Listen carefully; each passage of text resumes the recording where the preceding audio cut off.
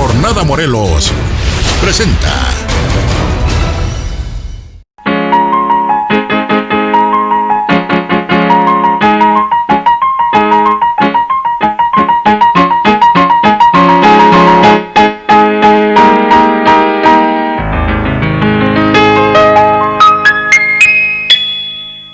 Recibir para la Jornada Morelos, para Espacio Educativo y Cultural SER, a este gran personaje, Iván López Reynoso, que he tenido la oportunidad a lo largo de varias ocasiones coincidir en algunos ensayos abiertos en la sala de Nezahualcóyotl hace tiempo.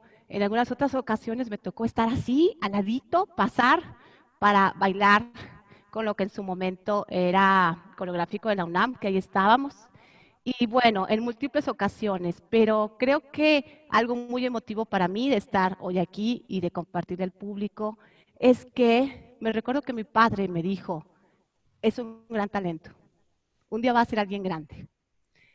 Y tiempo después, hoy estoy con una de las batutas mexicanas más destacadas, más jóvenes, además de versátiles y de una gran promesa, porque estamos hablando de que eres muy joven, Iván, y si hoy estás donde estás, digo, Miguel Ángel decía que a los 86 seguía aprendiendo, pero no quiero imaginar los alcances. Bienvenido, Iván, con toda la admiración, con toda la emoción que significa recibirte por tu trayectoria y por ser quien eres.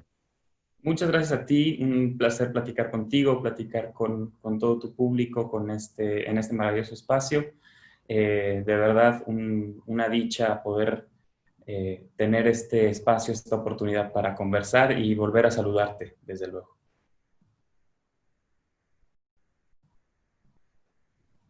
Gracias, Iván.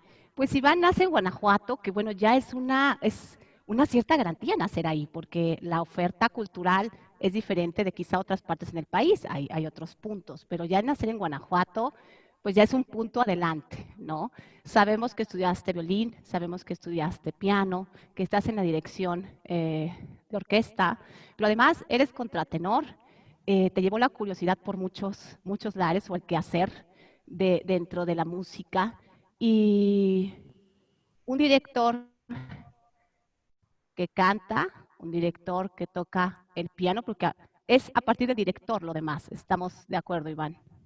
Absolutamente, como lo dices tú, mi pasión por la música es toda empezando como punto de partida con la dirección de orquesta.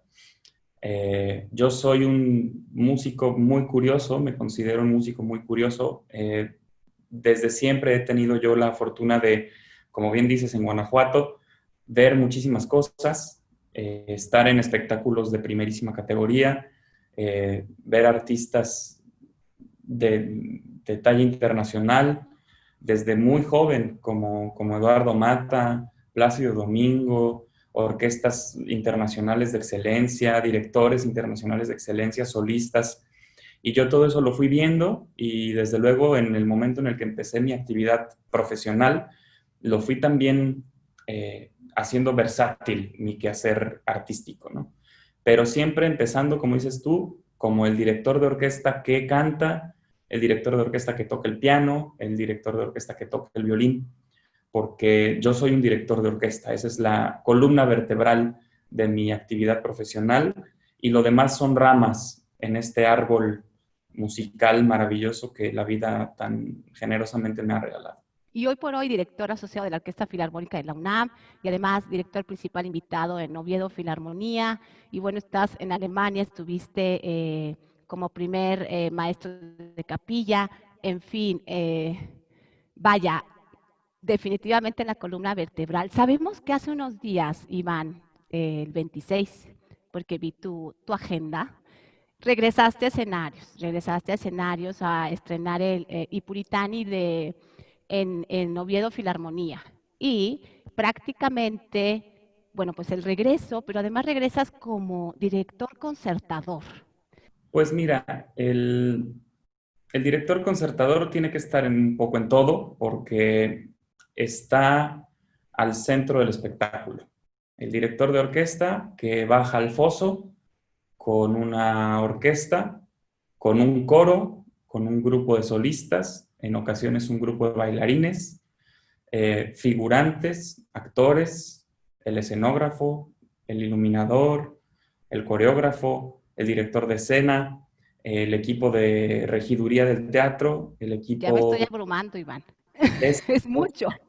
es mucha gente y el director está pues en medio de todo esto, en uno de los lugares además más incómodos del teatro, que es el foso, es decir, el director tiene la referencia menos favorable acústicamente de todo el teatro, porque estás literalmente en el hoyo del foso del teatro, y tienes que coordinar pues todo el espectáculo.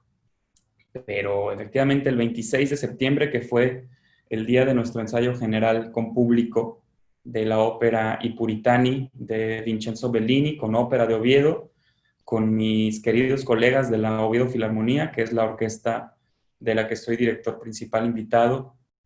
Y pues no te puedo describir lo que fue, todavía me acuerdo y se me pone la piel chinita, el momento en el que entré al foso, después de casi 7 meses, y escuchar por fin un aplauso en la sala.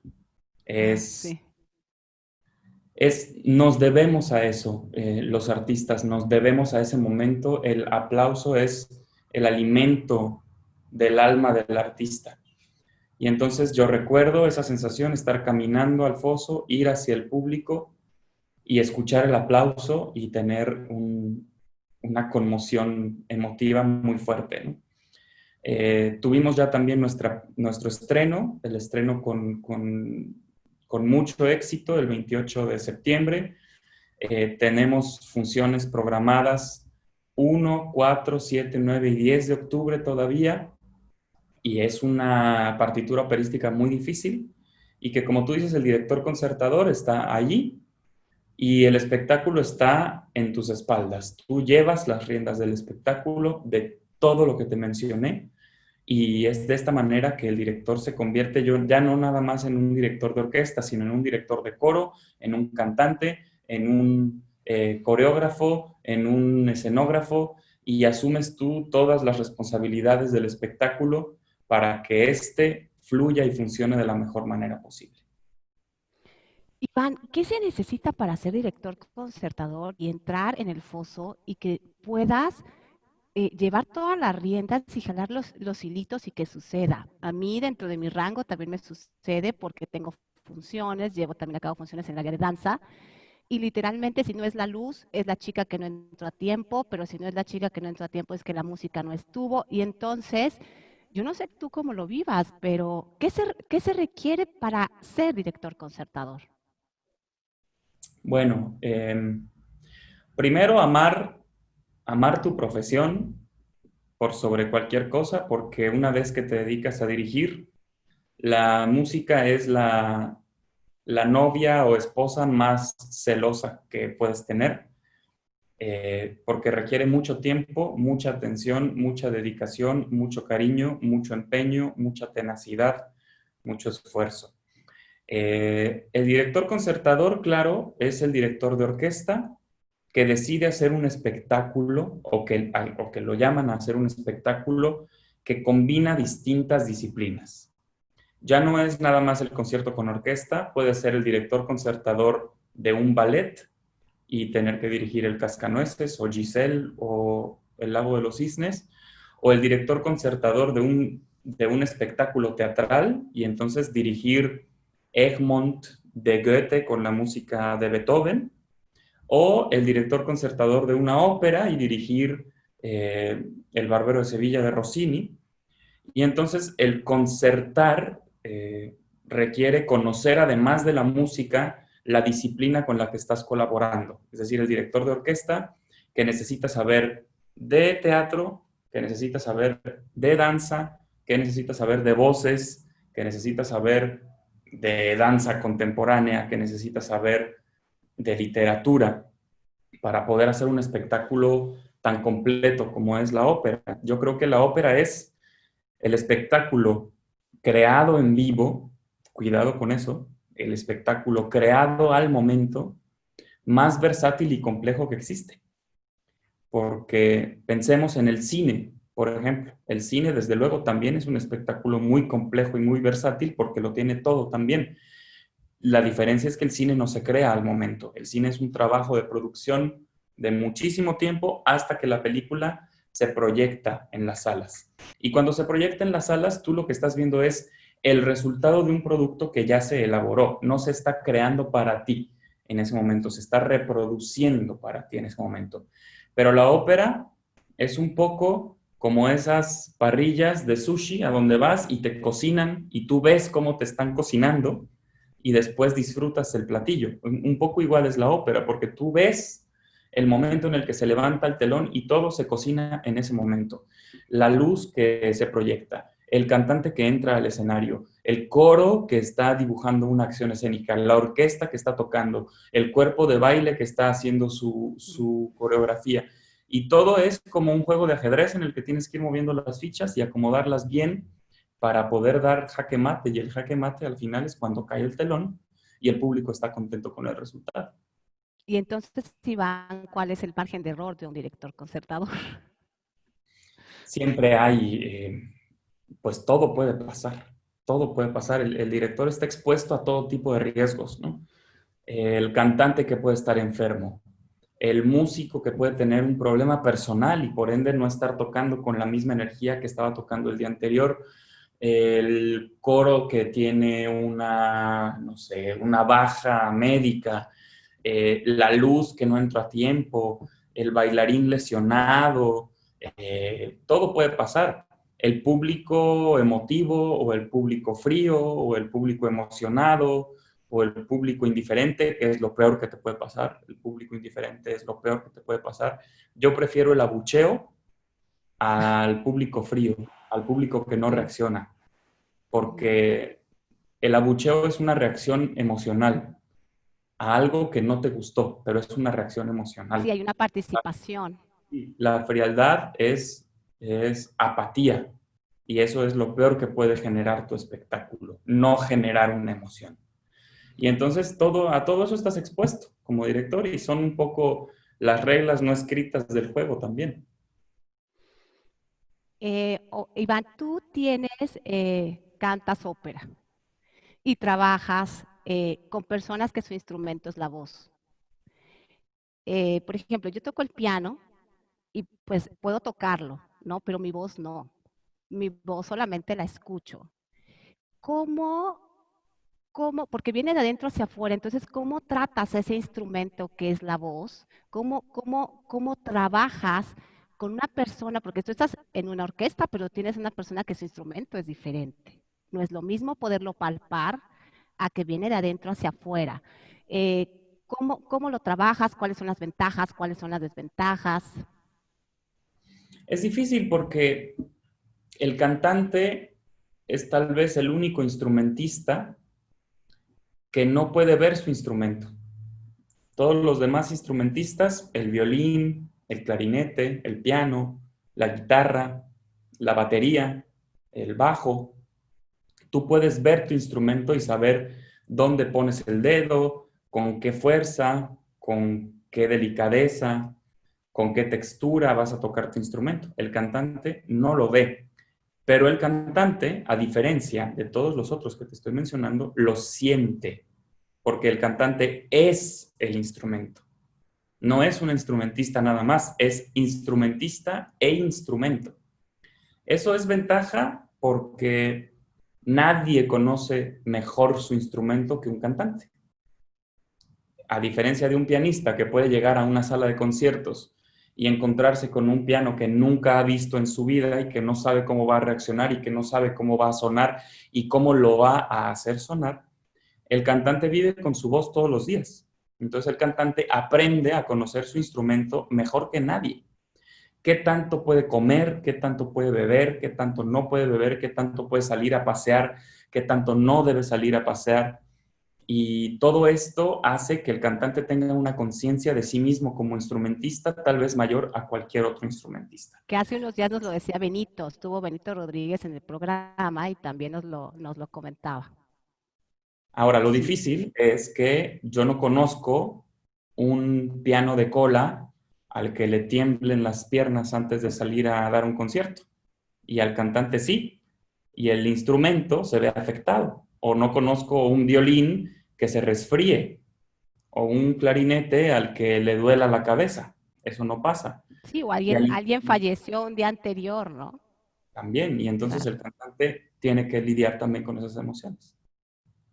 Ahora, en el símil de la danza, porque es lo mío, sí, trabajar con un cantante, con un bailarín, muchas veces somos mucho más bailarines que músicos. En el caso del cantante, probablemente igual. ¿Cómo hace el director porque, por ejemplo, a mí me ha pasado mil veces que en un ensayo me adelanto, ¿no? O me atraso. O, por ejemplo, me ha tocado estar en el Mariinsky Nuevo y tener la oportunidad de ver a Valery Gergiev. Y entonces yo decía, es que esta versión del Cascanueces es muy rápida, es demasiado rápida, o sea, no está lo que yo estoy acostumbrada. Entonces, finalmente, la ópera y la danza, no sé si está específicamente bien formulada la pregunta, ¿se adapta a la música o la música se adapta a la danza y el cantante? Te puedo decir que tal vez en la ópera eh, sea menos notoria esa adaptación o esos cambios que sufre la música al servicio de un cantante, porque más bien tiene que ser al revés. El cantante tiene que estar al servicio de la música y el bailarín también. Entonces, que la verdad es que yo ahí tengo una opinión que a mí me gusta defender y es que el bailarín tiene que saber música. O sea, el bailarín tiene que ser músico también. Y ahí yo tengo un conflicto porque no suele ser así. No, no Y el suele ser. problema es que, el problema es que se hablan entonces idiomas diferentes. Tú con el cantante puedes hablar en el mismo idioma. Tú le puedes decir en el compás tal, la nota tal, la respiración tal, el acorde tal, la armonía tal. Bueno, idealmente les puedes hablar en el mismo idioma. Digamos que sí, a mí me ha pasado que sí. Pero si tú, Ujú. no voy a generalizar, generalizar está mal, pero tengo que generalizar un poco en mi respuesta. Si tú a un bailarín le dices, es que en el acorde de quinto grado del compás tal, y el bailarín no va a saber de qué le estás hablando. O muchos bailarines no van a saber de lo que le estás hablando. Cuando en realidad la danza es música, el ballet es música, la ópera es música, con escena, con una historia, con una coreografía, con una puesta en escena, con un decorado, con un vestuario, pero la base del espectáculo es la música. Vamos. Y ese es un argumento que directores como Valery Gergiev, que tú acabas de mencionar muy bien, o como Ricardo Muti, o muchos directores que yo admiro, defendieron toda su vida. La música es la base y sin la música no tienes nada. Tú puedes salir a hacer un espectáculo, te voy a poner un ejemplo, un cascanueces que tú lo acabas de mencionar, con Digo, por una, ser el más común. con una pista, con una grabación, y al día siguiente hacer una función del cascanueces con orquesta en vivo, y la reacción del público va a ser muy diferente, muy diferente. Y la manera en la que el público perciba el espectáculo va a ser muy diferente. Y la manera en la que la compañía baila ese espectáculo es muy diferente también. Porque la música te da vibraciones, te da energía, te da sentimientos, te da emoción. La pista, el disco, está muerto, es inexistente, es música inerte, es música que ya se creó, no está siendo creada para ti, ya existe, es un producto. Es como, yo digo siempre, la diferencia entre comer una hamburguesa en un restaurante de comida rápida o comer una buena carne en un restaurante de comida argentina.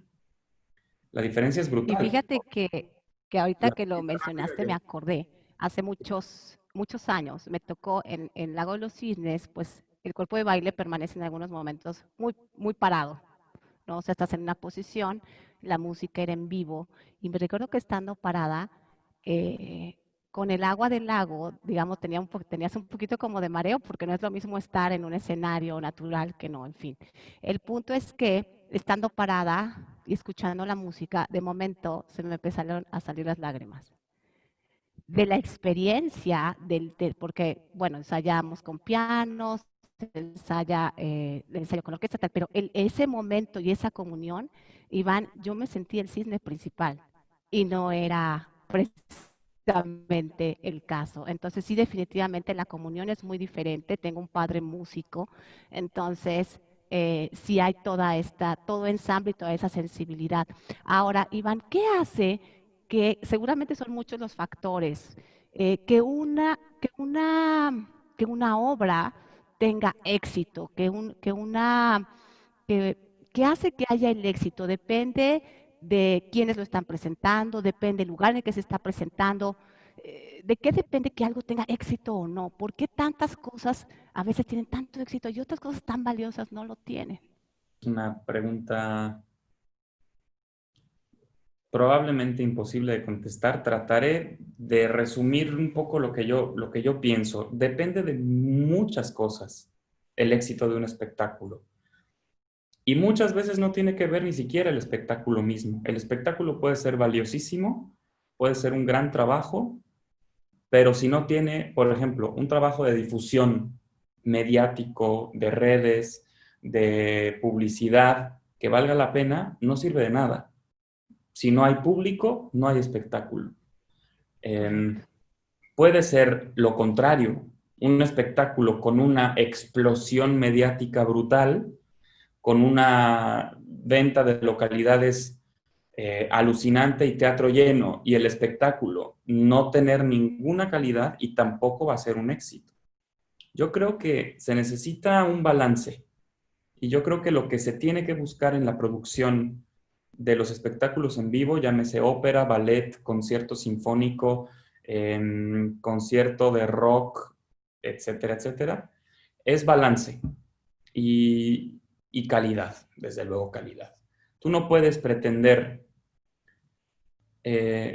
vender un concierto, te voy a poner un ejemplo, de una orquesta amateur, con un coro amateur y un programa de villancicos navideños a 3,000 pesos el boleto. Y tampoco puedes esperar tener a la Filarmónica de Viena y a Gustavo Dudamel en el Palacio de Bellas Artes y querer comprar un boleto por 15 pesos o 3 por 10. Tampoco es el caso. Claro está. Tiene que haber un balance. Tiene que haber un balance, calidad, precio, calidad, oferta, calidad, promoción, pero siempre con la mejor calidad posible. Si el espectáculo vale la pena y todos estos factores de los que te hablo se conjugan bien, es decir, hay un buen trabajo del equipo, es una buena función, hay público, hay difusión, la obra gusta, la obra es buena, va a tener éxito el espectáculo. Si el espectáculo tiene uno de estos elementos que no funcionan, ya sea que la obra no es buena, o que el elenco no es bueno, o que no hay difusión, o que no hay público, o que hay público pero no hay lo anterior, entonces el espectáculo no tendrá éxito. Y pasa así en el cine también, por ejemplo. Una muy buena película, yo recuerdo mucho y yo pongo mucho como ejemplo el cine mexicano. Hay cine mexicano que vale mucho la pena, de primerísima calidad, con gran trabajo filmográfico, con grandes actuaciones, con grandes guiones, que se proyecta en 30 salas a nivel nacional. Y entonces obviamente esa película Sí. no tendrá el impacto que tiene la última de los Avengers, por más que sea muy buena película. Y los Avengers, pues no necesitas hacer demasiado. Con los Avengers tú publicitas y el reparto prácticamente vende solo, o la historia prácticamente vende sola, o la película vende sola. Y entonces yo creo que definitivamente es cuestión de balance, de equilibrio, como todo en la vida, como en la alimentación, como en la vida personal, como en el trabajo, como en tus rutinas, como en todo tiene que haber balance y en el espectáculo artístico también debe haberlo. Como director, Iván, ¿hay algún momento que recuerdes en donde digas, el público y yo hicimos una comunión, nos fundimos, hubo una química, un match, algún momento que tú recuerdes en donde tú como director hayas tenido esa experiencia? Sí, más de una vez. Eh, una ocasión, dos situaciones muy distintas parecería, pero que van de la mano. Una de ellas, una euforia absoluta y desmedida al terminar la suite del Caballero de la Rosa de Strauss con Ofunam en la Sala Nesa. Recuerdo ese concierto con mucho cariño porque fue una interpretación magistral de la orquesta, muy emotiva, y el público estalló, les encantó, aplaudieron muchísimo, nos vitorearon muchísimo, nos gritaron bravos. Y totalmente lo contrario me pasó después de una pequeña misa solemne de Rossini en Bellas Artes con la Orquesta Sinfónica Nacional y el coro de madrigalistas. Ese final de la pequeña misa solemne de Rossini, que es devastador, devastadoramente hermoso, porque es hermoso, pero te abruma porque es nostálgico, es triste, es luminoso a la vez, pero es abrumadora la emotividad de ese final. Y recuerdo después de los últimos acordes unos segundos de silencio en los que no hubo aplauso por la conmoción que había en la sala del Palacio de Bellas Artes. Y es igualmente fuerte, ¿eh? Es igualmente fuerte recibir una ovación abrumadora después de un gran éxito o un silencio conmovedor porque la gente está realmente afectada por la interpretación que les acabas de regalar. Yo esos son dos momentos que recuerdo muy valiosos definitivamente. Que son opuestos, aunque tienen una misma comunión, Así es. definitivamente. Iván, ahora al opuesto, tú como público, con algún director, alguna obra que te haya conmovido estando como público. Seguramente hay varias, pero alguna recordarás más frescamente. Muchas veces me ha pasado, porque además yo soy un gran melómano, yo voy mucho a conciertos. Una que yo recuerdo mucho, Jordi Salval con el Concierto de las Naciones en el Templo de la Valenciana de Guanajuato, que es un lugar mágico ya por sí solo, haciendo las vísperas de la Beata Vergine de Monteverdi dentro de un festival cervantino. Fue un privilegio haber estado como público allí, la verdad, un verdadero privilegio. Otra de las cosas, tal vez también que me han marcado más, una Electra de Strauss en Uy, la Electra. Ópera de Berlín, en la Ópera de Berlín, dirigiendo Daniel Barenboim. ¡Ay! Una abrumadora experiencia, ¡Qué de verdad. momento! ¡Qué Y yo momento! fui con mi Porque hermano que no Electra, es músico, es fuerte Electra. Mi hermano que no es músico, sí, que disfruta la música, pero que no es músico, y Electra de Strauss es fuerte. No es una también. obra que tú puedas escuchar todos los días y a todas horas. Y Y recuerdo además a mi con Daniel hermano, Barenboim. y recuerdo a mi hermano conmovidísimo al final de esa función de Electra, igual abrumado, como estaba yo, muy emocionado. Yo creo que esas dos son las que recuerdo particularmente. En este momento hay muchas más, pero en este momento esas dos. ¡Qué maravilla, Iván! Que hay, no, no, no, solo pensarlo, o sea, tan solo pensarlo, no estuve ahí, evidentemente. Digo, Daniel Barenboim es, tengo que decirle, un capricho en el corazón, porque lo es desde niña. Tuve la oportunidad de verlo en Buenos Aires, en el Teatro Colón, y no podía verlo. O sea, yo decía, es que tengo que abrir el ojo porque me costó muy caro el boleto y tengo que abrir los ojos para verlo. Que con Marta Argerich en piano, en el piano, y bueno, fue así también. Ahora, imagino así tantito por un segundo Electra, Y ya no sé qué más te voy a preguntar. Una maravilla, fue una maravilla, sí. Me lo puedo imaginar. Ahora, tú estás en el extranjero. ¿Qué compositores mexicanos gustan allá? O sea, vives ahí, es tu cotidianidad. Pues mira, yo te puedo decir que yo como director mexicano que viaja, trato de hacer música mexicana cada que puedo en los lugares a los que voy. Yo he podido dirigir muchas cosas de música mexicana fuera de México y una obra que siempre gusta y que siempre emociona, ya sea Oviedo, Bilbao, Tenerife, Braunschweig, que son los lugares donde la he podido dirigir, es el danzón número 2 de Arturo Márquez. Es siempre un éxito, es una euforia absoluta cuando termina la interpretación de la orquesta, la gente alucina y les encanta. Esa la he dirigido mucho, pero no nada más eso, he podido hacer mucha música mexicana, también con Javier Camarena, que hemos hecho muchas galas de ópera juntos en el mundo, y él canta siempre música mexicana, y una cosa que gusta mucho cuando la canta él es Granada, desde luego, de Agustín Lara, y también el teatro se viene abajo cada que Javier canta Granada. Lo estamos sabiendo de primera mano. Sabemos que nos dijo Benito que ibas a estar con ellos colaborando en conferencias que tienen en sus planes de becario con Opera Studio Beckman. Sí. Y leí que estuviste por ahí del día 17 trabajando con ellos, independientemente a la fecha.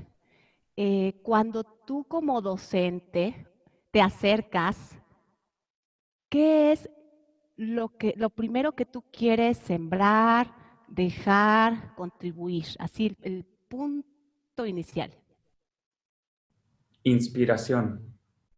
Yo quiero que, a mí me encanta dar clases y yo quiero que los chicos que tienen curiosidad de acercarse a ti como docente, confiando en ti y en tu trabajo y en tu trayectoria, vean en ti a una fuente, eso, de admiración, de inspiración, que los motive a dar cada momento lo mejor de sí. Porque hay muchos músicos talentosos en el mundo, muchos. Y hay una triste realidad, muchos más jóvenes músicos que valen la pena que oportunidades de trabajo. Entonces, para hacer una carrera tienes que ser muy bueno en lo que haces, muy bueno. No se aceptan mediocridades en el mundo de la cultura. Habrá quien te guste más o quien te guste menos. Esa ya es cuestión subjetiva. Pero la cuestión objetiva es que tú tienes que ser un muy buen artista. Y para ser un muy buen artista hay que trabajar muchísimo, muchísimas horas. Entonces, lo que más me interesa a mí cuando doy clases es que los jóvenes vean que es difícil, pero que hay que trabajar mucho y amar profundamente lo que haces, porque somos privilegiados los que podemos dedicarnos a lo que más amamos. Los que salimos a trabajar y no lo vemos como un trabajo, somos los más privilegiados. Cuando tú estás haciendo lo que más amas hacer y además te da de comer, es el mejor regalo que la vida te Una puede dar. bendición. Entonces, aprovechar eso, honrar eso y trabajar muchísimo para que ese momento llegue, el momento en el que tú digas, estoy haciendo lo que más me gusta hacer y afortunadamente puedo vivir de ello. Yo creo que eso es lo más importante que tenemos que transmitir a las nuevas generaciones, que no está fácil el asunto para nada, pero que si se trabaja mucho, con mucha constancia, mucha disciplina y mucha seriedad, se puede lograr. Esos son los tres pilares que te han llevado a estar donde estás.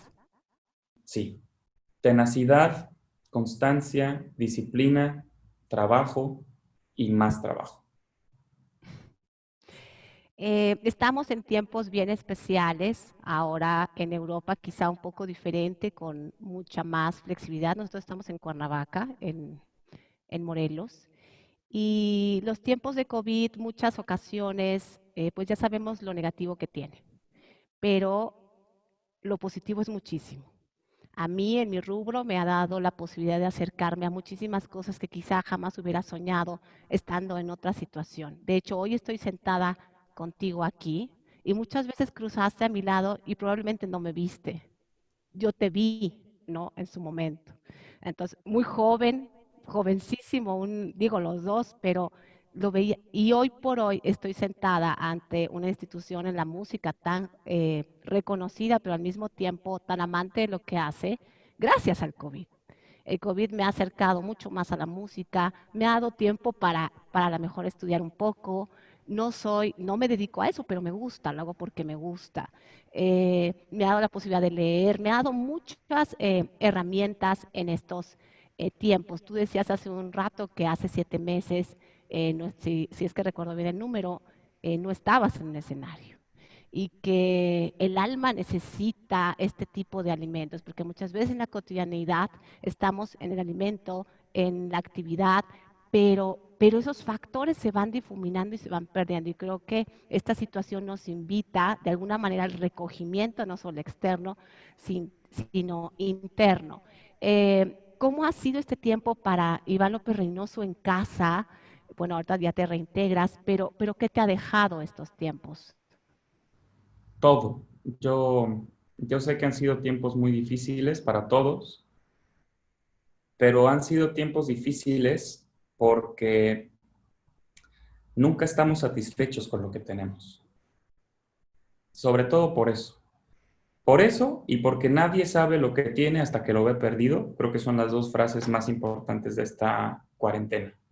Lo damos todo por sentado, estamos acostumbrados a quejarnos, es un deporte nacional favorito de Sí. todos, más que el fútbol, quejarnos. No estamos conformes nunca con nada, pero somos muy malos para la autocrítica y para la introspección. Creo que esas son dos cosas que no se nos dan bien a los mexicanos muchas veces. Reflexionar, a ver, ¿qué estoy haciendo bien y qué estoy haciendo mal? ¿En qué puedo mejorar? ¿En qué puedo crecer? ¿Cómo puedo crecer y cómo puedo ser mejor persona? Y a mí, la verdad, yo sé que ha sido difícil para muchos y que mucha gente ha perdido seres queridos, pero para mí la cuarentena fue un gran regalo, la pandemia fue un gran regalo porque estuve en el lugar que más amo, que es mi casa, con la gente que más amo, que es mi familia, y haciendo lo que más amo, que es música. Yo no dejé de hacer música.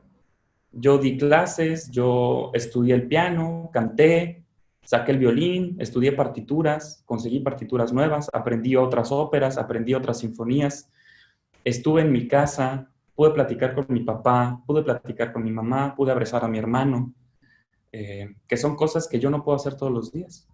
Y fueron 5 de los meses más bonitos de mi vida, a pesar de que yo creo que la gente no lo ve y no lo piensa así, porque como te digo, es más fácil quejarse que hacer las cosas, pero hay que aprovechar lo que uno tiene.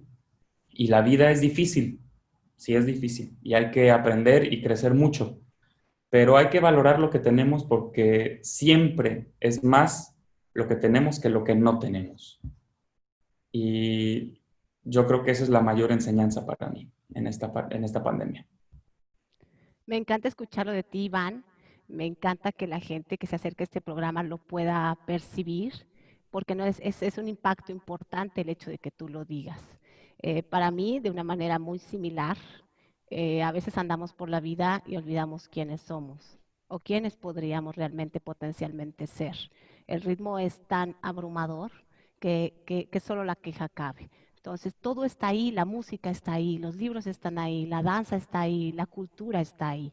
Entonces, a través de este programa, a través de esta emisión, es lo que queremos hacer, que la gente, voy a hacer un poco el símil, se va a ir un poco extraño, pero sea un director concertador de su vida, que sea un director concertador de su vida, que cada día encuentre, que le dé un espacio a la música, que le dé un espacio a la ópera, que le dé un espacio a la cultura. Lo decía con Elisa Carrillo y con otras personas que he tenido el placer de coincidir últimamente.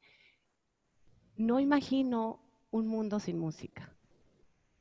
No imagino un mundo sin un libro o sin danza o sin poder, para mí ahorita estar hablando contigo, en otro momento la gente estará escuchando. Es totalmente alimento para la esencia. ¿Cuánto nos preocupamos por un físico? Te lo digo como bailarina. ¿Cuánto nos preocupamos por la posición? ¿Cuánto nos preocupamos por el vestuario? Pero lo que esencialmente nos nutre y lleva a todo el externo está ahí. Entonces, qué bendición que este tiempo ha sido para ti eso. Para mí, Iván, es una invitación a descubrir, es una invitación a probar, es una invitación, yo me lo recuerdo, él no sabe, pero yo me lo recuerdo. Estábamos es la que está al lado de los talleres, se me olvidó el nombre de la sala, la Miguel Covarrubias. Y Rubias. entonces, sí, entonces iba a haber estaban por una presentación y él estaba en el backstage, Iván, voy a contar la anécdota. Y entonces se acercó un contrabajo y le preguntó, no me recuerdo exacto qué, pero atendió al contrabajo, pero atendió también al otro. Y yo dije, qué hermoso, o sea, tiene la capacidad de poder estar asistiendo a uno, asistiendo al otro. Mi padre siempre decía que la orquesta era el más armonioso diálogo entre los instrumentos, era un momento vibrante y que al final del día la música era el máximo bien que el hombre debía al hombre.